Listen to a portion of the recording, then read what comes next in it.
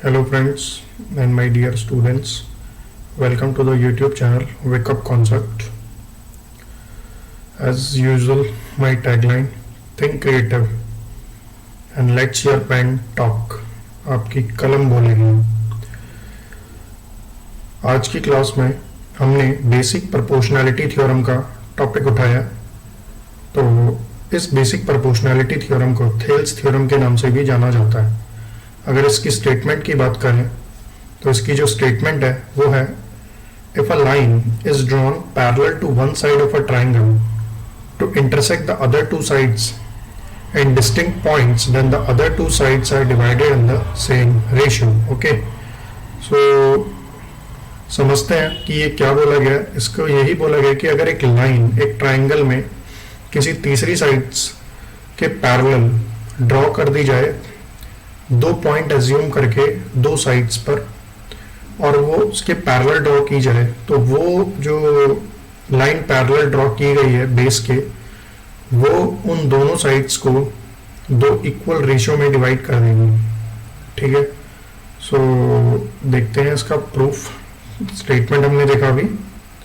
इसके बाद हम यहाँ पर कुछ एक पॉइंट्स मानेंगे। सबसे पहले हम यहाँ पे लेंगे, ये हमारे पास लेट सपोज एक गिवन ट्राइंगल है A B C. So A B C एक गिवन ट्राइंगल है जिसमें कि डी एंड ई दो पॉइंट्स हैं ए बी और ए सी साइड्स पर, जिसमें कि डी ई पैरेलल है बी सी लाइन के। थर्ड साइड जो है वो बी सी लाइन है। ओके, और वो जो पैरेलल साइड है वो डी ई है। तो डी ई डिवाइड करेगी अदर टू साइड्स को इक्वल रेशियो में, that is A D by D B is equal to A E by E C. ये हमें प्रूव करना है। ओके, सो हम देखते हैं इसको। इसमें हमें कंस्ट्रक्शन की जरूरत पड़ेगी। द लाइन जो मैंने लाइन रेड कलर से मार्क की है वो मेरा कंस्ट्रक्शन है। तो इसमें हमने क्या किया है, डी और सी को ज्वाइन किया और बी और ई पॉइंट को भी ज्वाइन कर दिया सिंपली, और डी पॉइंट से ए सी साइड पर, डी पॉइंट से एसी साइड पर मैंने कुछ एक एम पॉइंट मान लिया, और ये जो डी एम है that is perpendicular to what AC.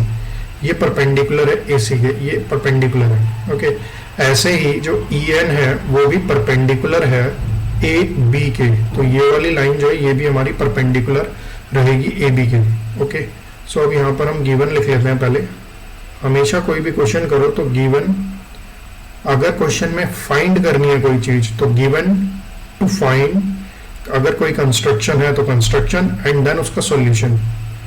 लेकिन अगर कोई चीज प्रूव करनी है तो गिवन टू प्रूव क्या करना है, कंस्ट्रक्शन है तो कंस्ट्रक्शन एंड देन उसका प्रूफ। तो ये एक स्टैंडर्ड प्रोसीजर रहता है ज्योमेट्री के हर एक क्वेश्चन को सॉल्व करने का। ठीक है, तो गिवन लिखेंगे हम। तो हमारे पास गिवन में क्या है, ट्राइंगल ए बी सी, ये हमें गिवन दिया हुआ है। दूसरा D and E are points on A B and A C. D and E are the points, D and E are the points on A B and A C. ये भी हमें given है। उसके बाद क्या गिवन है, DE line जो है पैरेलल है BC के। So DE line is parallel to what BC, this is symbol of parallel. So DE line is parallel to BC, ये भी हमें दिया हुआ है। नाउ इसके बाद हमें प्रूव क्या करना है, तो उसको भी हम लिख लेंगे साइड में कि टू प्रूव। ये क्या है हमारे पास, तो ये प्रूव हमें यही करना है कि जो एरिया जो AD बाई DB साइड्स का रेशियो है, AD by DB is equal to what, AE by EC is equal to what, AE by EC। Because जो ये DE साइड जो पैरेलल है BC के, ये इन नॉन पैरेलल साइड्स को divide करेगी इक्वली, प्रोपोर्शनली इसको डिवाइड करेगी, तभी इसका नाम प्रोपोर्शनल थ्योरम भी पढ़ा है। तो प्रोपोर्शनैलिटी थ्योरम इसलिए कहते हैं इसको। अब जो हमने कंस्ट्रक्शन करनी है वो भी देख लेते हैं साथ में। हमने जो कंस्ट्रक्शन करनी नहीं कर ली है, तो कंस्ट्रक्शन हमने क्या किया, रेड वाली लाइन। तो सबसे पहले मैंने क्या किया है, डीएम या ड्रॉ, इस तरह से लिख देते हैं, draw DM perpendicular to, draw DM perpendicular to what, perpendicular to AC, and और क्या किया, EN perpendicular to, EN perpendicular to what, AB। Okay, और एक चीज और की हमने, join D2C, join D2C and B2E and B2E। तो ये हमारी कुछ कंस्ट्रक्शन भी हो गई, और जो हमें प्रूव करना है और जो हमें चीजें गिवन है वो भी हमने लिख ली चीजें। नाउ इसमें कुछ एक प्रॉपर्टीज का भी यूज होगा, जब यूज होगा तब मैं इस वीडियो में आपको बताऊंगा। आगे चलते हैं इसके हम प्रूफ पे। तो अब मैं यहाँ पर इसका प्रूफ भी दिखा देता हूँ आपको। तो जो प्रूफ है वो भी साथ ही देख लेते हैं इसका। तो प्रूफ में हम क्या करेंगे, सबसे पहले दो छोटी ट्राइंगल है, कौन कौन सी, एक तो ट्राइंगल DBE, इसको उठाएं, और एक triangle DCE।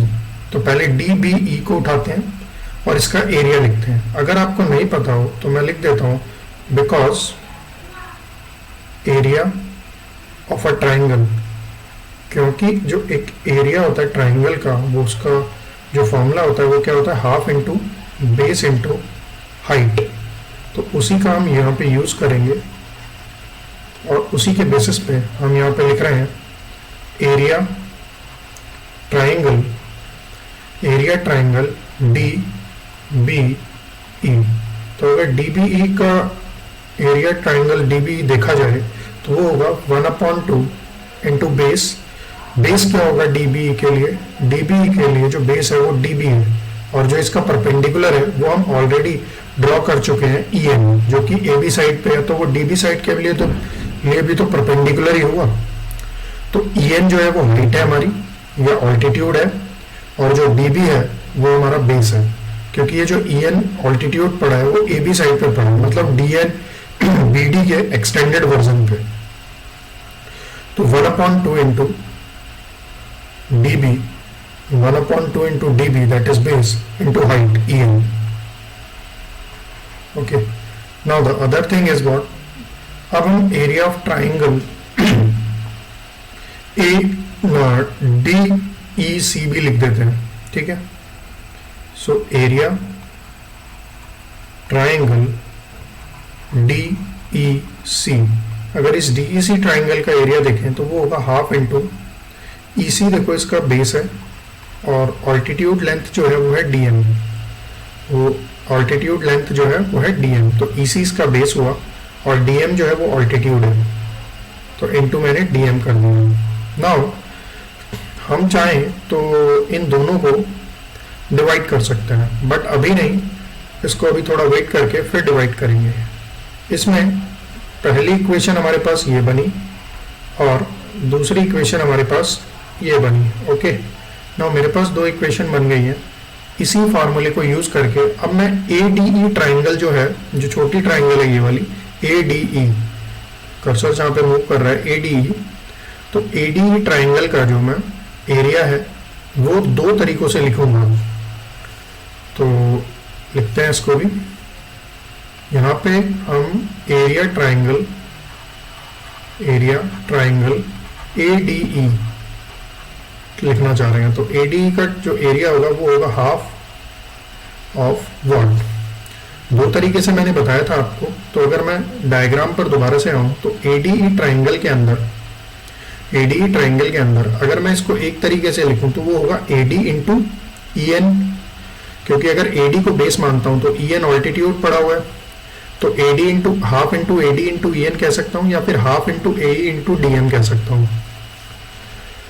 So half into AD into EN कह सकता हूं, half into AD into EN, इसको मैंने थर्ड इक्वेशन माना। और इसी तरह से मैं एरिया ट्राइंगल ADE को एक और तरीके से लिख सकता हूं, and that is half into A E half into A E into D M, जो कि मैंने अभी आपको दिखाया प्रीवियस स्लाइड में। ओके, सो ये दोनों एरिया हम लिख सकते हैं इजीली ना। अब आपको एक चीज और करनी है, जो मैंने first equation, second equation, third और फोर्थ, इनको अपने अकॉर्डिंग डिवाइड करना है। जैसे हमें जो प्रूफ चाहिए उसके अकॉर्डिंग हमें इसे डिवाइड करना है। अब देखो एरिया ट्राइंगल डीबीई में क्या आ रहा है, ईएन आ रहा है ऑल्टीट्यूड, और डीबी भी आ रहा है। अगर हम ट्राइंगल के पर जाएं और देखें ए डी बी, मुझे क्या चाहिए था, जो कॉरस्पॉन्डिंग रेशियो है that is AD by DB का रेशियो मुझे चाहिए। अब इस एडी बाई डीबी के रेशियो में मुझे अगर मैं एडीई ट्राइंगल लूंगा तो उसमें मुझे एडी वाली साइड चाहिए होगी ना। तो देखें डीबीई ट्राइंगल के एरिया में डीबी इंटू ई एन मेरे पास आ गया है, डीबी इंटू ई एन मेरे पास है। तो मैं क्या करूंगा, जो एरिया ट्राइंगल एडी है उसका वो वाला पोर्शन लूंगा जहां पर half into AD into E N है, जिससे कि ई एन कट भी जाएगा और मुझे एक रेशियो मिल भी जाएगा। ठीक है, तो फर्स्ट को मैं थर्ड इक्वेशन से डिवाइड करना चाहूंगा। सो मैं यहां पर लिख रहा हूं सीधा सीधा कि इक्वेशन थर्ड को मैंने डायरेक्टली डिवाइड किया इक्वेशन वन से। ठीक है, तो मुझे क्या मिलेगा, मुझे मिलेगा दो ट्राइंगल्स का एरिया का ratio. So area triangle D B E, area triangle what D B E upon area triangle A D E. इन दोनों का अगर मैं रेशियो देखूं तो वो बनेगा half of DB into E N, wait, हाँ, half of DB into E N upon 1/2 into A D into E N. यहाँ पर ये ई एन और ई एन कैंसल आउट हो गया, again half get cancelled out, you will have dB upon AD। Okay, so आपको एक ratio मिल गया, इसको भी कुछ ना कुछ इक्वेशन मान लीजिए। दूसरी चीज, अब आपके पास जो चीज बची है वो है इक्वेशन नंबर 2 और इक्वेशन नंबर 4। अब इन दोनों को भी आप डिवाइड करके देख लीजिए।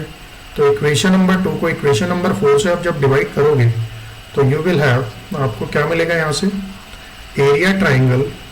सेकेंड इक्वेशन को अगर देखें तो सेकेंड इक्वेशन में कौन सी ट्राइंगल का एरिया है, डी, आप सेकेंड इक्वेशन में है triangle D E C, half into E C into D M, triangle D E C. Okay, so triangle D E C के पास है वहां पे, upon area triangle A D E,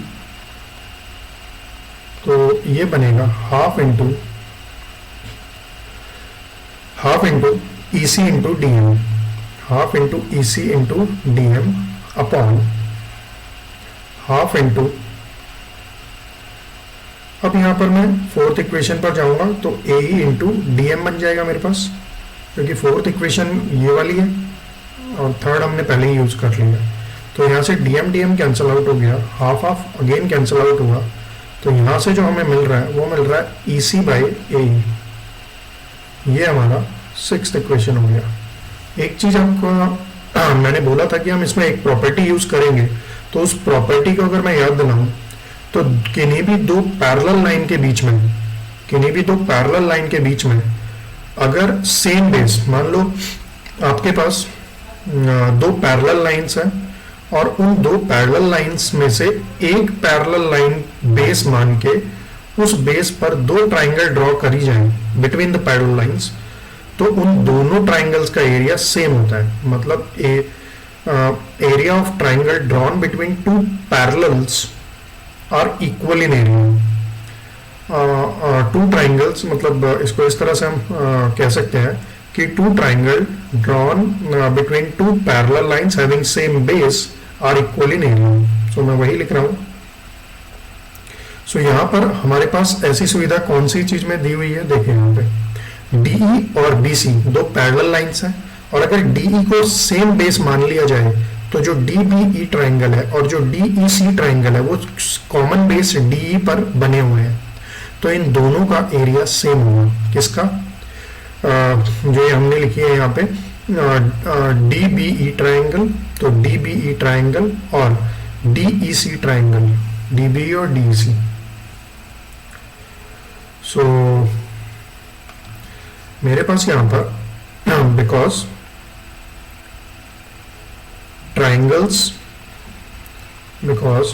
triangles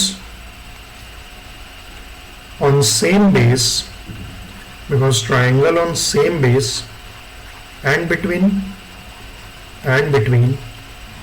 parallel lines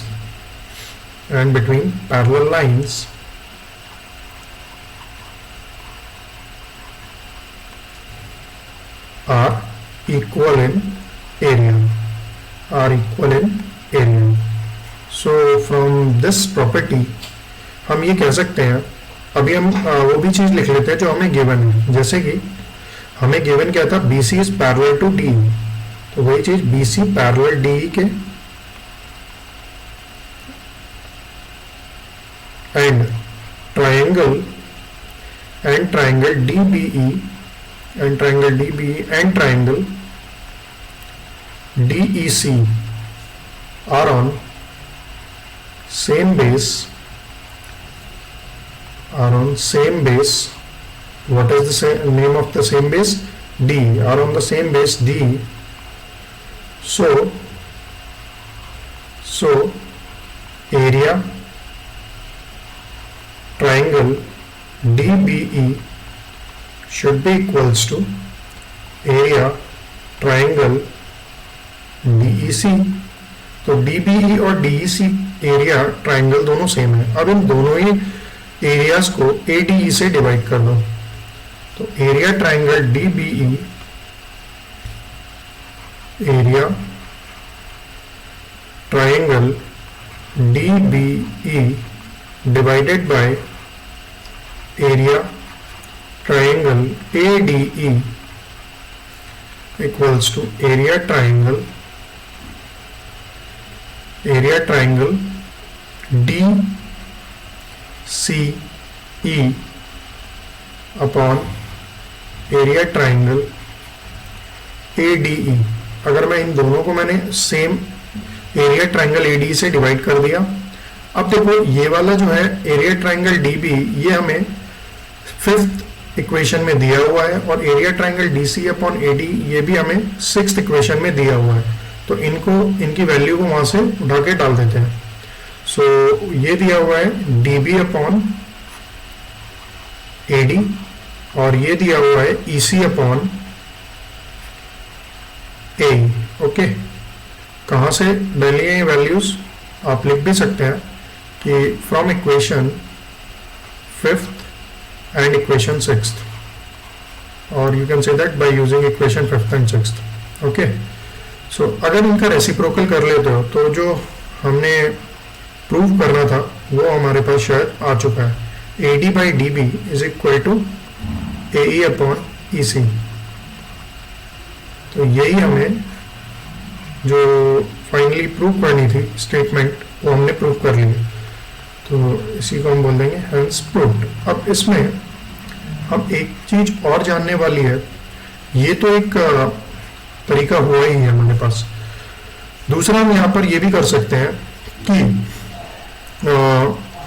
इसमें हम 1 को ऐड भी कर सकते हैं। जैसे ये जो हमारे पास पॉइंट आया था, इसमें अगर मैं 1 को ऐड कर दूं तो DB अपॉन AD में मैंने +1 किया, और EC अपॉन AE में भी मैंने क्या किया, +1 किया।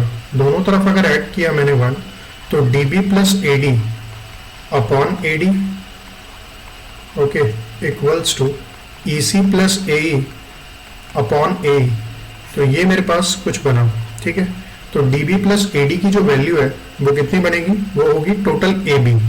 ओके, सो यहां से मैं बोल सकता हूं कि ये बन रहा है AB upon AD equals to, और ये बनेगा AC upon AE, AC upon AE। तो देखा आपने कि जो दो ट्राइंगल्स हैं, एक तो बड़ी ट्राइंगल है एबीसी और एक छोटी ट्राइंगल है एडीई, उनके साइड्स का जो रेशियो है वो भी सेम आ रहा है। तो इसका मतलब ये कह सकते हैं कि बीपीटी से हम एक और स्टेटमेंट ड्राइव कर सकते हैं कि जो कॉरस्पॉन्डिंग साइड्स का रेशियो होता है दो छोटी ट्राइंगल, एक छोटी ट्राइंगल का और एक बड़ी ट्राइंगल का, पैरेलल लाइन ड्रॉ करने के बाद एक छोटी ट्राइंगल बनती है और एक जो पूरी बड़ी गिवन ट्राइंगल है, उन दोनों के साइड्स के जो रेशियो है वो भी क्या रहते हैं, सेम रहते हैं। ये भी हम बीपीटी से ही प्रूव कर सकते हैं। सो आई होप कि ये जो वीडियो है आपको समझ आई होगी। अगर आपका कोई भी सुझाव है या फिर आपका कोई डाउट है इस थ्योरम से रिलेटेड तो आप प्लीज़ कमेंट करें। अगर आपको कंटेंट और ये थ्योरम समझ आई है तो प्लीज़ लाइक, शेयर करें, सब्सक्राइब करें। वो जो नीचे रेड कलर का बटन आपको दिख रहा है उसको ज़रूर, आपको अगर इस तरह की वीडियो चाहिए तो आप उसको ज़रूर दबाएं। And hope you will enjoy the concept. So that's it from this video, and bye bye.